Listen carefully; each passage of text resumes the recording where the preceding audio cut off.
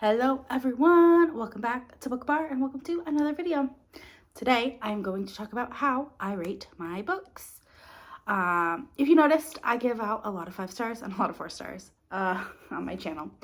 That is mainly because I tend to know my reading taste. I do try to branch out a little bit. Like I am currently reading in a high fantasy that has no romance, which is pretty rare for me. So so the way I rate is basically purely on enjoyment. Did I enjoy the book? Did I like how it made me feel throughout the reading experience? Did I like it at the end? Like, how was the ending? Did I like all the reveals? I honestly don't even care if the plot makes sense. How did that book make me feel? Did it make me feel amazing? Like, I want to own it and I want to have it and I want to reread it and I want to see it all the time. Then it's a 5 star. Was it fantastic? But I don't necessarily have to own it. And it's usually a 4 star. Sometimes 4.5. Sometimes 4.5s are also amazing. Technically Brutal Prince, which was one of my favorite books of last year, was only a 4.5. But it was only a 4.5 because I wanted more. I just needed more Callum and Ada. So it wasn't a full 5. But had there been a little bit more of them being happy, I probably would have given it a 5. And now after reading, now that I've read The Rebel, and when I reread Brutal Prince, I might actually bump it up to a 5 because I know that their love is still there completely with how Miles talks about them. So I might bump it up to a 5. And then, so half stars are I don't want to fully give it the star, the full star. So usually 4.5s are almost that 5 star, but there's just something that made it not a 5. And then 3 stars are, so 4 stars are books that I really enjoyed, but I don't necessarily feel the need to own them, and I probably won't don't necessarily need to reread them. I might still reread them, but they're lower on my reread list. And then 3 stars are honestly books that were just meh. I didn't necessarily enjoy that. I didn't necessarily hate them, but was it the most enjoyable experience? Not really. Usually with 3 stars, if I rate a book 3 stars, it's going to be an audiobook. Because if I'm not totally invested into a book, I'm going to just DNF it, unless it's for a group, a buddy read. I rated Cold Hearted Rake, which you'll find out in my mid-month wrap-up. Or actually, I probably will have posted my mid-month wrap-up before this, but I rated Cold Hearted Rake 3.5 stars, and I read that physically, but I had to keep reading it because 1, it's a buddy read, and 2, I want to continue on in the series, so I wanted to finish it. But I gave it 3.5 because of all of the Lisa Kleypas books I've read, it was honestly the most boring. It felt like it was a complete setup book for the second book in the series and the rest of the series, so I just didn't care for it. So it got a lower, it got a 3.5 star, but it wasn't totally a 3 star because there was still a little bit of there were still parts that I enjoyed. There were things that made me happy. And then if I give a book lower than 3 stars, again, it was probably an audiobook and I just was able to get through it quickly.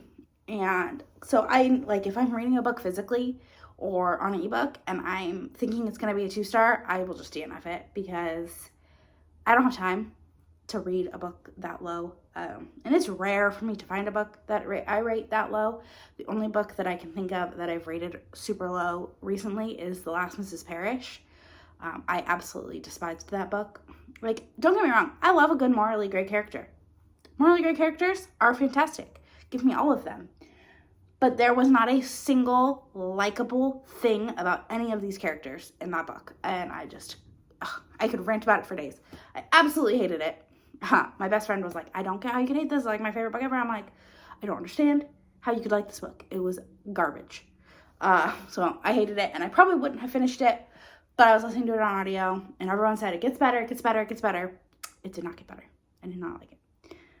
So if I'm going to rate a book low that I'm reading physically or an ebook, it's going to be a book that I'm probably just going to end up DNFing it because I don't have time to sit there and read a 300-page book when there are 300-page books that I can absolutely adore and love. And then to expand on my rankings, this is mostly just for romance books specific. I have a spreadsheet that I have, and so I know that G from Book Roast has Caw Pile, which is all about logic and world building and general enjoyment in the characters and things like that. And so I created kind of my own because that doesn't necessarily fit for what I need. Because sometimes romance books don't make logical sense, and I don't care. I honestly could have zero plot. They could all just be about these characters walking around, living life, falling in love. I honestly don't care if there's plot. So I created my own, and my own way of doing it, and I took a lot of inspiration from Jen from the Book Refuge, who did this for her 6-star books that she reread at the end of last year, and how she was able to rank and find her 10 favorites. So I do emotional, originally it was emotional gut punch, but then I realized that a book doesn't necessarily have to make me cry for it to be emotional. A book could make me laugh like crazy. It could be the funniest book I've ever read, but also super sweet and swoon-worthy, and still be a 10-point book for me. I ranked these out of 10. So it's just emotional. How did it make me did it make me laugh, or was I just kind of blankly staring at the book?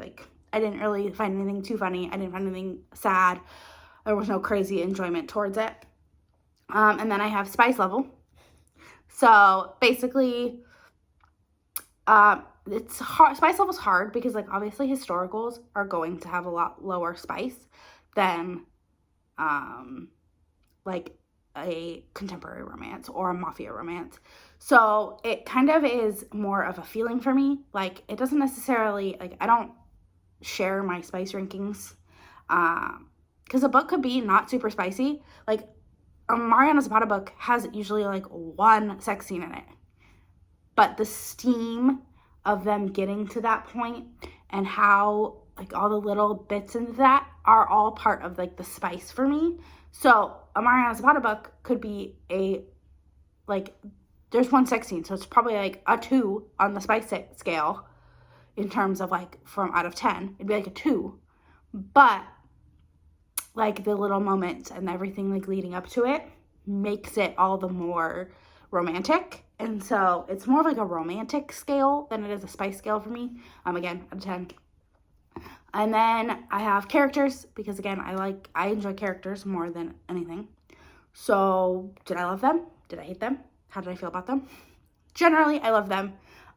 It's rare that characters don't get a 10. Let me open up my spreadsheet and just look. But it's rare for characters to get lower than a 10. Occasionally, I'll do, okay, wrong one. So, I read a book called The Perfect Play this month. Actually, I'll go to one earlier in the year.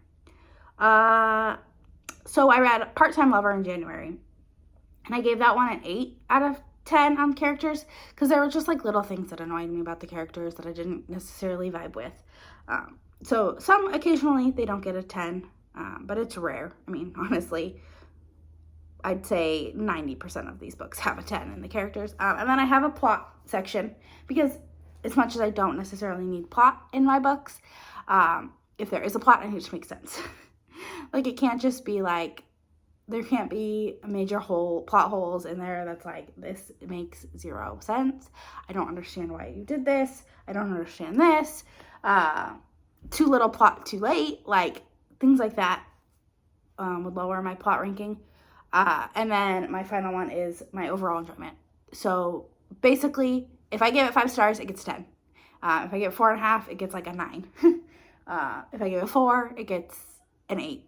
So it's just kind of like how I felt about it like when I finished it. Did I enjoy it? Did I love it? Did I have fun? Did I laugh? Did I cry?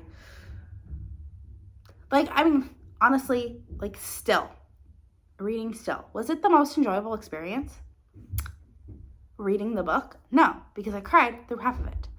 But in the end, I just absolutely adored it, and it was perfection almost. So it got a 10 on overall enjoyment, because even though I cried and I didn't necessarily love every moment of reading it, I still very much enjoyed the book.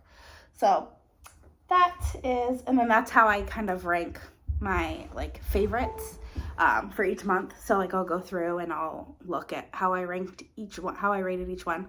That's why like a book like Skin of the Sea, although I really enjoyed it, it's not a romance.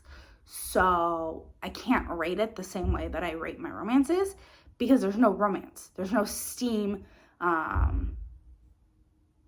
There's no spice in it. And a lot of times it's like fantasies are more about the world building anyways than they are about the characters.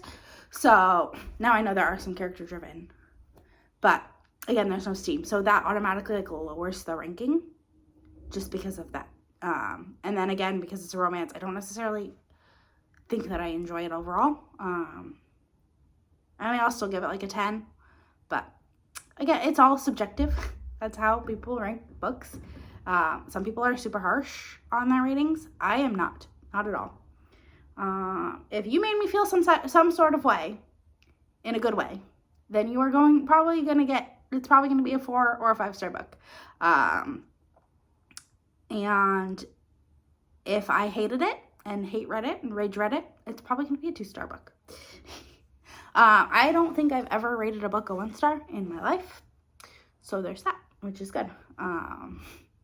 But yeah, that's how I rate books. Again, you might find major problems with how I rate books, but that's the way that I do it. Again, it's more of a feeling for me. Like, did I enjoy it? Would I want to reread it? Did it put a smile on my face? Did it make me feel something other than just mindless numbness? Did it let me escape the world for a while? So yeah, that is all I have for now. Don't forget to like, comment, subscribe. Let me know, how do you rate books?